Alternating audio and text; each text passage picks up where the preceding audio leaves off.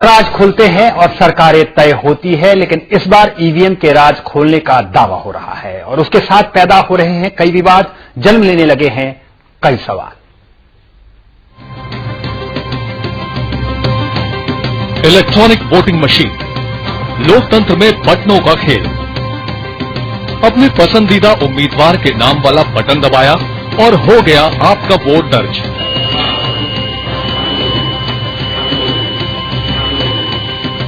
लेकिन सावधान, ये खेल इतना साधारण भी नहीं जितना कि हम बता रहे हैं और आप समझते आए हैं। बटनों के इस खेल में बड़ा गड़बड़ झाला है। ये खुलासा एक कंप्यूटर एक्सपर्ट ने किया है और अगर दावे को सही मानेंगे तो आप ठगा ठगा सा महसूस करेंगे और लोकतंत्र की मशीनरी में कई संस्थाओं पर सवालिया निशान भी लग जाएगा। सुनकर हैरानी होती है, लेकिन दावा यह है कि आपके दबाए बटन पर आपका वोट आपके उम्मीदवार को ना मिलकर किसी और ही के नाम दर्ज हो गया हो। कल तक बड़े काम की नजर आने वाली इस ईवीएम में एक चिप के फेरबदल के साथ ही ये सब मुमकिन हो जाता है। गड़बड़ की गुंजाइश और भी है। बाहर से एक जैसी नजर आती हर मशीन के अंदर बहुत कुछ अलग हो सकता है। ईवीएम के इस गोरखधंधे से पर्दा उठाया है कंप्यूटर एक्सपर्ट कल्पेश शर्मा ने, जो दावे के साथ कहते हैं कि इस मशीनी खेल में किसी कैंडिडेट या पार्टी को 70% तक वोट दिलाए जा सकते हैं।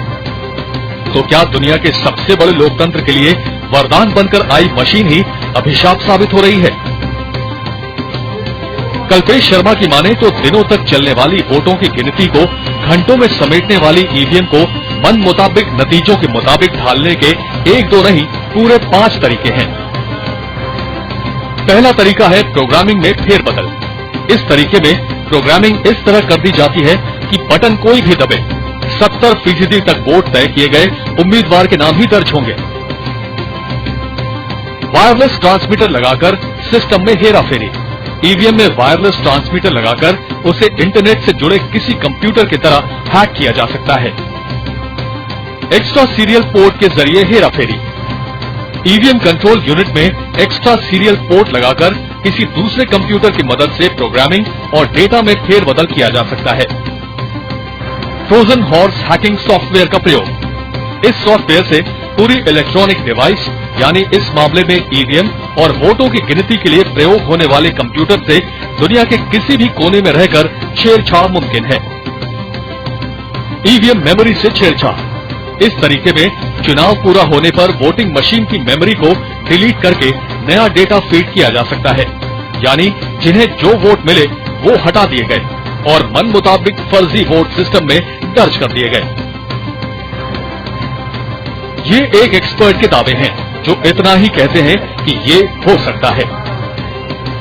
ये हुआ या नहीं, ये जांच का मुद्दा होगा और दुनिया के सबसे बड़े लोकतंत्र में इन आशंकाओं को हकीकत में कर दिखाना कितना मुमकिन है, ये बहस का मुद्दा है।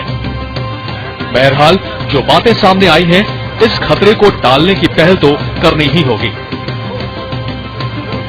इस समय अहमदाबाद से दीक्षित सोनी।